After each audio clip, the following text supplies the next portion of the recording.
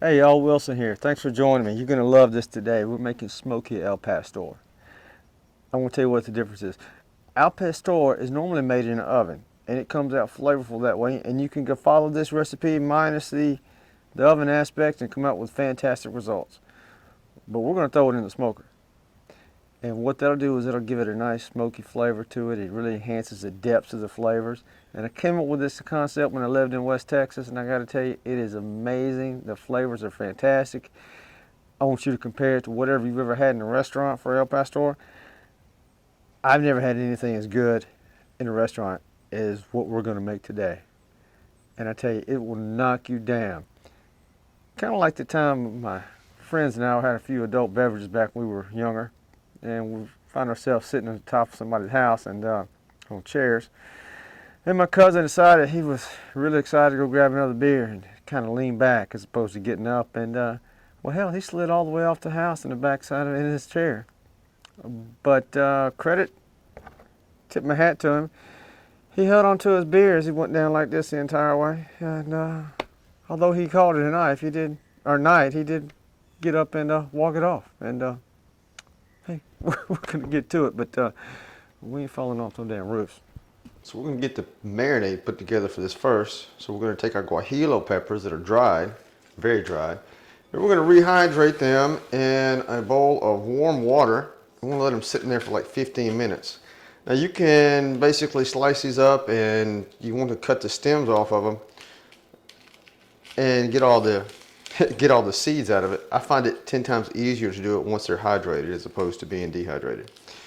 But whichever way you want to do it, feel free to do it. So I let them sit like this for 15 minutes, and then we'll start the process of cutting the stems off and cutting them in half and getting all those seeds out. Got our peppers rehydrated at this point in time. Just kind of get the water out of it. Squeeze that out so you make less of a mess. I'm going to cut the stems off.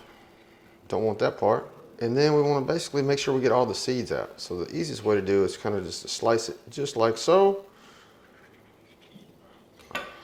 Open it up. And then scrape them out.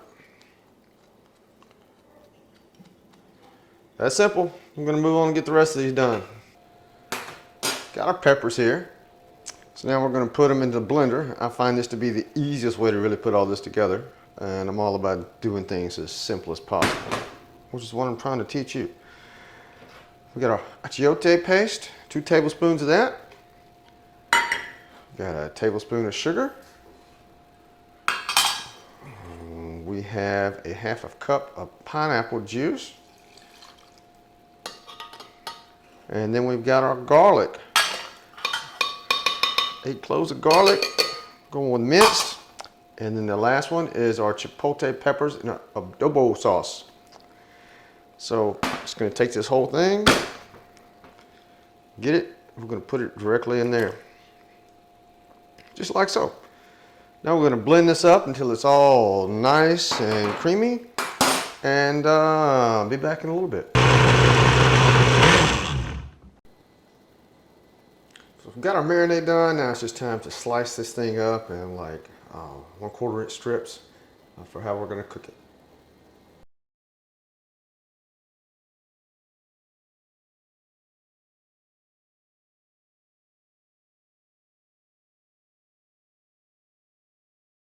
Hey y'all, we got this thing sliced up about like that.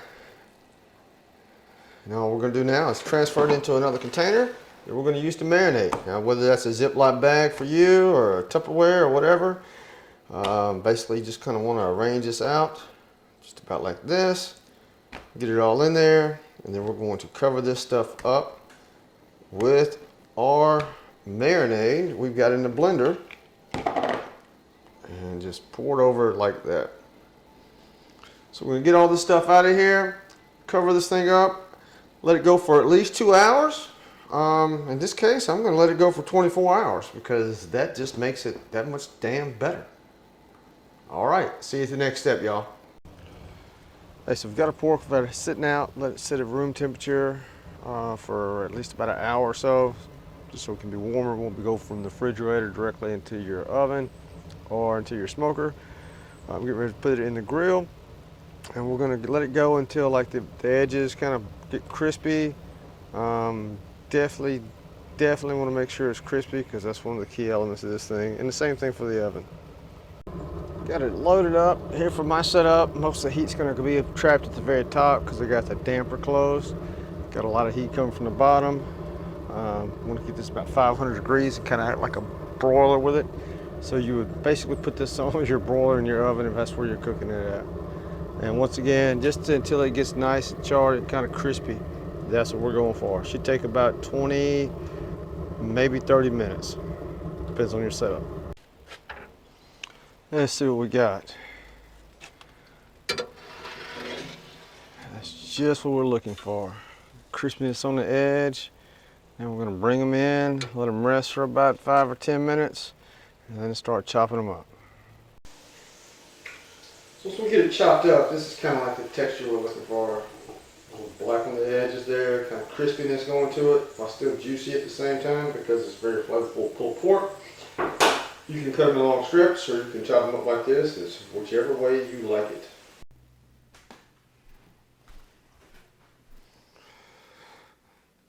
So essentially, I put it directly in a tortilla. If you've got some shredded lettuce that you like, layer that thing down there and lay this on top of it. It comes out fantastic. Today I'm just going with pastel pork, a layer of onions. These are Vide onions, nice and sweet. Topped with some salsa, pico, and then hitting it with some cilantro because I love some cilantro. And on the back side, I've got a corn tortilla right there.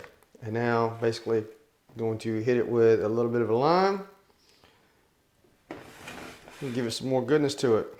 But I'm not done yet, hold on. Well, hey y'all, I told you we had something else, right? Creamy ranchero restaurant quality style refried beans. Amazing. Matter of fact, it's better than what I normally have in any restaurants. I will try to get that recipe to you down below. And then we've got our south of the border rice, Mexican rice, Spanish rice, whichever one you would call it. All I can tell you is this is damn defined and super easy to make. Along with our main course, our al pastor. Oh, cannot wait to dig into that. Always keep some fresh limes on the side. Hey, let me know what you think about it. Hit me up at Cookin with Wilson. That's without the G because I'm country like that. At Gmail, Instagram, Facebook, YouTube, whichever one floats your boat. And heck, recipe as always is in the description below. The recipe for this will also be in volume 4 of the cookbook when it comes out. Every one of my cookbooks for volumes I get the proceeds from go to a charity. This time it's caninesforwarriors.org. Feel free to just hit them up and donate directly. It's a great cause. They do a lot of great things. They're making sure that veterans have the care they need by the form of having a service dog that's highly trained to help them out. PTSD, sexual assault, trauma. Look, it's a great organization, great thing to get behind. And they also basically take dogs and rescue them and give them a new purpose in life. And I think that's something everybody can get behind.